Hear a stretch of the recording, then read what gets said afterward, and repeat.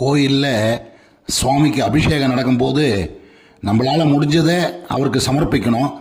அது என்னென்ன சமர்ப்பித்தா என்ன பலன் கிடைக்கிறது அப்படின்றத இந்த வீடியோவில் ஷார்ட்டாக பார்த்துருவோங்க.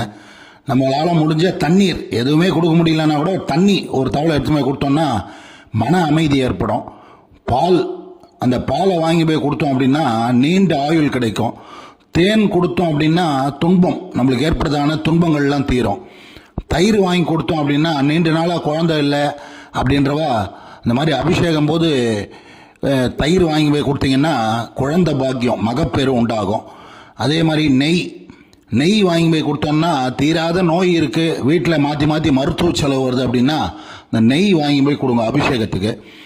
கடன் நிவர்த்தி, தீராத கடன் இருக்குது, கையில் பைசாவே நிற்கலை அப்படின்னு சொல்கிறவா மஞ்சள் அதை வாங்கி போய் கொடுங்க அபிஷேகம் போது. மஞ்சப்படி வாங்கி போய் கொடுங்க.